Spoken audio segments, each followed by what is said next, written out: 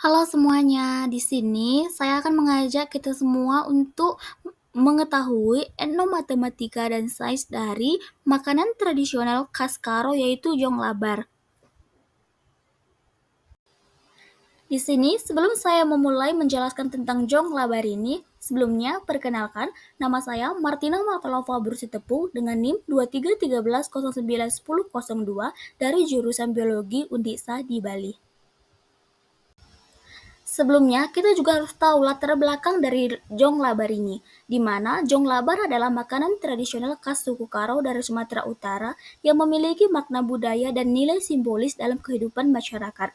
Makanan ini kerap dihidangkan dalam acara adat seperti pernikahan dan perayaan penting sebagai lambang kebersamaan dan penghormatan terhadap tradisi leluhur.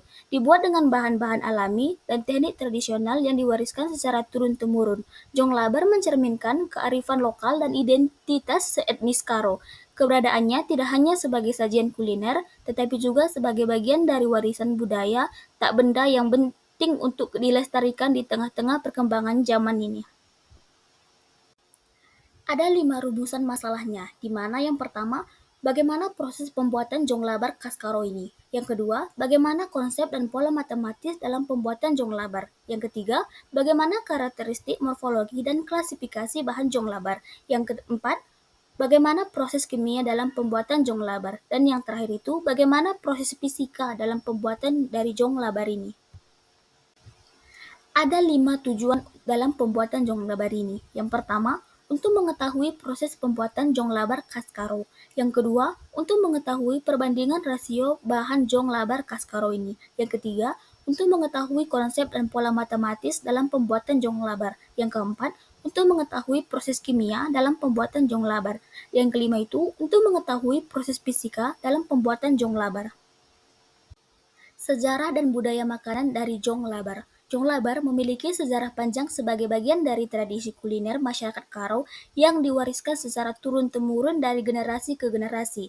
Makanan ini tidak hanya berfungsi sebagai santapan, tetapi juga memainkan peran penting dalam berbagai upacara adat seperti pesta kerja tahun atau kenduri dan acara adat pernikahan sebagai simbol kebersamaan, penghormatan, dan rasa syukur. Dalam budaya Karo, jong labar mencerminkan nilai gotong royong karena proses pembuatannya biasanya dilakukan secara kreatif oleh anggota keluarga ataupun komunitas.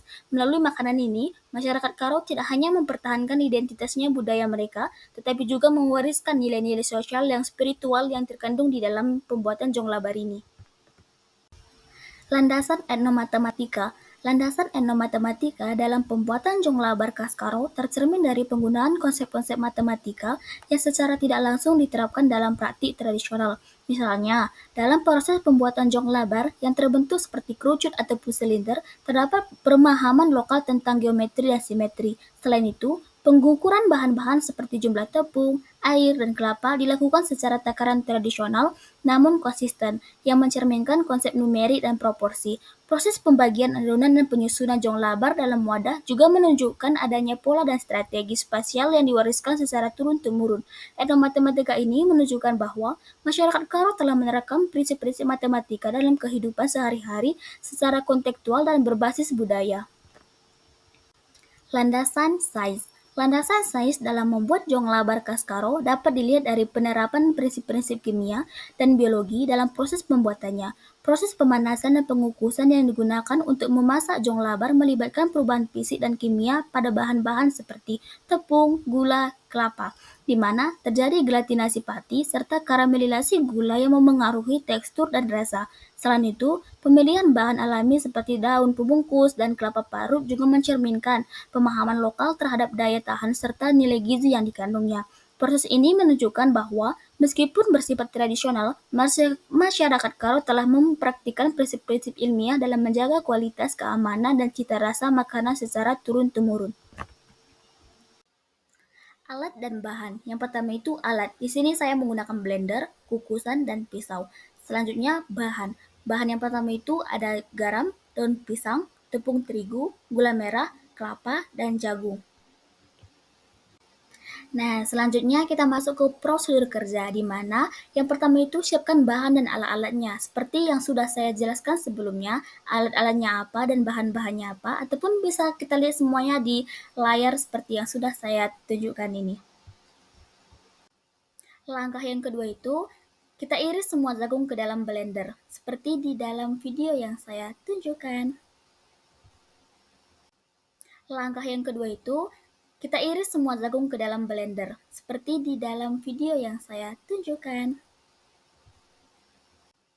Langkah yang kedua, langkah yang ketiga itu, masukkan semua tepung terigu ke dalam blender dan aduk sampai merata seperti di video.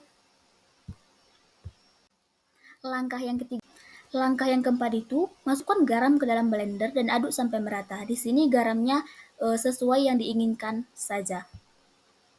Langkah yang keempat itu, masukkan garam ke dalam blender dan aduk sampai merata. Di sini langkah yang kelima itu, masukkan gula merah ke dalam blender.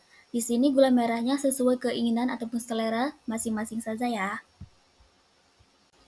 Langkah yang kelima itu, masukkan gula merah ke dalam blender. Di sini gula merahnya sesuai keinginan ataupun selera. Langkah yang keenam, masukkan kelapa parut ke dalam blender dan aduk sampai merata. Langkah yang keenam, masukkan kelapa parut ke dalam blender dan aduk sampai merata. Langkah yang keenam, masukkan kelapa parut ke dalam blender. Langkah yang ketujuh itu, bersihkan daun pisang dan potong daun pisang persegi ataupun persegi panjang ataupun sesuai selera yang diinginkan boleh saja. Langkah yang ketujuh itu, bersihkan daun pisang dan potong daun pisang persegi ataupun persegi panjang. Langkah yang ke-8 itu adalah proses pengukusan jong labar seperti di video yang saya tayangkan. Langkah ke-9 ataupun tahap terakhir itu di mana jong labar siap disajikan karena telah selesai dikukus. Di sini sebelumnya saya minta maaf ya karena hasil dari bentuk jong labar saya kurang bagus dan kurang menarik untuk dilihat.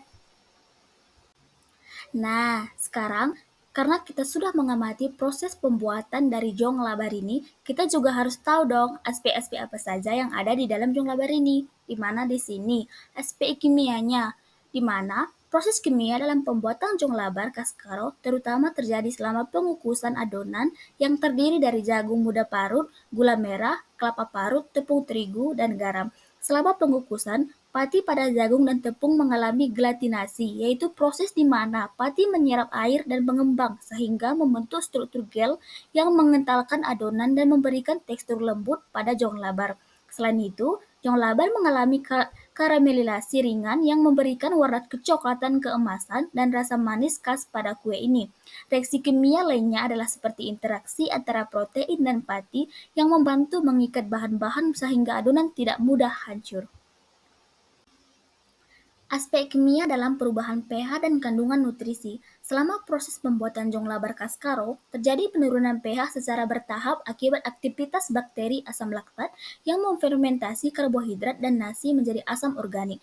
pH awal yang itu netral 5,6 dapat turun menjadi 3, 5-4 ataupun 5 dalam beberapa hari mencerminkan kondisi asam yang menghambat pertumbuhan mikroba patogen. Selain itu, fermentasi juga mengubah kandungan nutrisi seperti menurunnya kadar karbohidrat, meningkatnya bioavailabilitas protein, serta bertambahnya kandungan vitamin B yang kompleks dan senyawa antioksidan. Proses ini tidak hanya memperpanjang daya simpan makanan, tetapi juga meningkatkan nilai gizi dari jong labar ini. Aspek kimia yang terakhir itu ada fungsi bahan pengawet alami. Dalam pembuatan jong labar kaskaro, bahan pengawet alami berperan penting untuk menjaga daya tahan dan keamanan dari produk ini ataupun dari jong labar ini. Salah satu pengawet alami utamanya adalah garam, yang digunakan untuk menghambat pertumbuhan mikroorganisme pembusuk dan patogen dengan cara menarik air dari sel mikroba ataupun sering disebut osmosis. Selain garam, asam hasil fermentasi dalam seperti asam laktat juga berfungsi sebagai pengawet karena menciptakan lingkungan asam yang tidak disukai mikroba berbahaya. Penggunaan bahan pengawet alami ini tidak hanya mempertahankan cita rasa dan tekstur dari jong labar, tetapi juga meningkatkan keamanan kondisi tanpa menambahkan bahan kimia sintesis lainnya.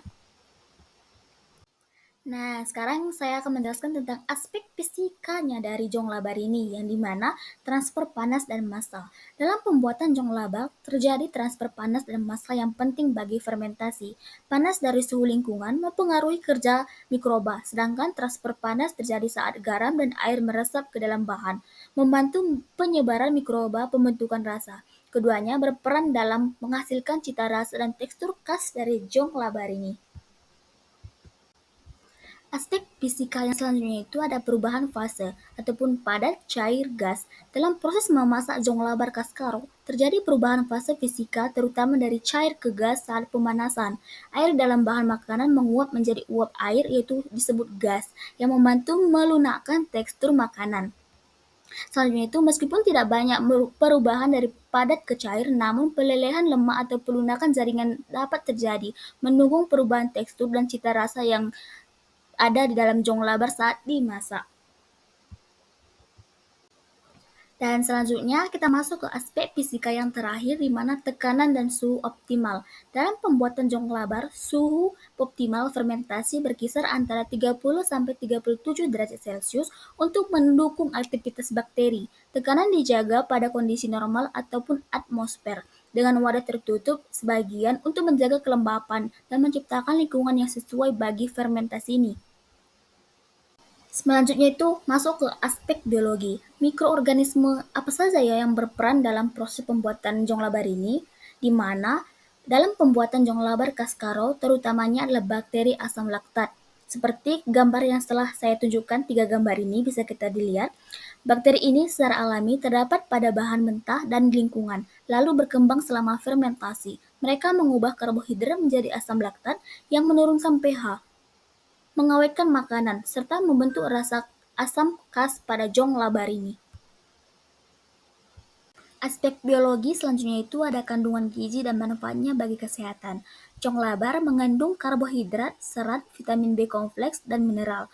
Fermentasi meningkatkan ketersediaan nutrisi dan membantu pencernaan.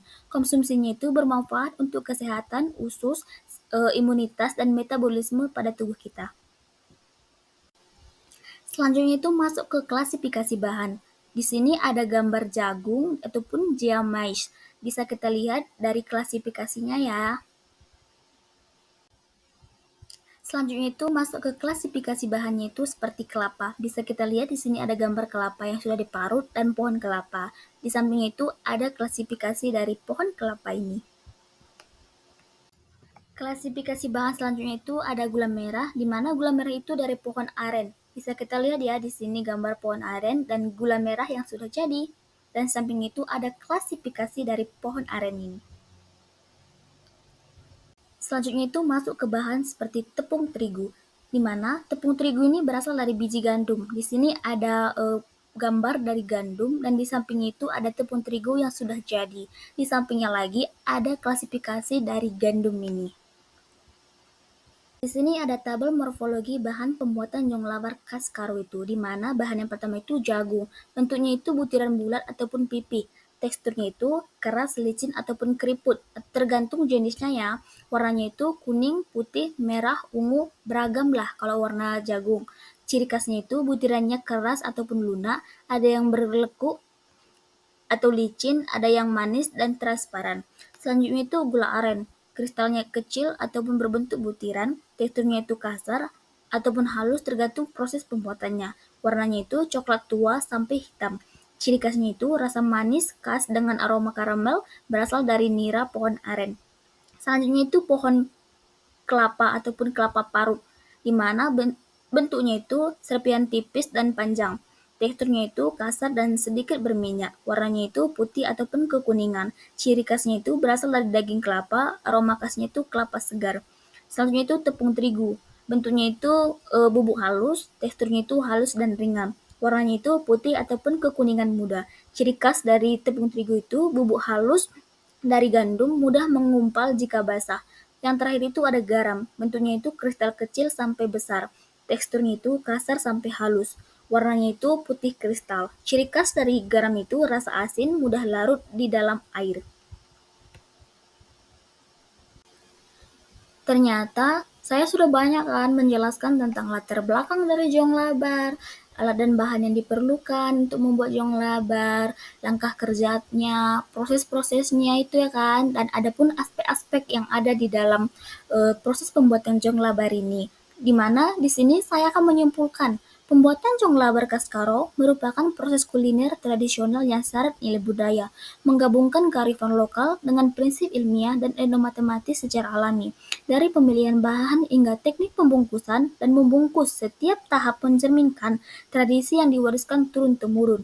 Jong labar tidak hanya berfungsi sebagai makanan tetapi juga sebagai simbol kebersamaan identitas budaya dan warisan leluhur yang perlu dilestarikan. Nah, tadi saya kan sudah menjelaskan tuh kesimpulan dari pembuatan jong labar. Sudah pasti dong ada saran-sarannya untuk kita semua, di mana sarannya itu pembuatan jong labar Kaskaro merupakan bagian dari warisan budaya yang menggabungkan tradisi, keterampilan lokal, dan pemanfaatan bahan alami. Proses pembuatannya yang sangat sederhana namun penuh makna mencerminkan nilai-nilai kebersamaan dan kearifan masyarakat Karo. Dengan tetap mempertahankan teknik tradisional, jong labar menjadi simbol penting identitas budaya yang perlu dijaga dan dilestarikan oleh generasi penerus. Terutama nih, masa kita orang Karo nggak tahu tuh cara membuat jong labar?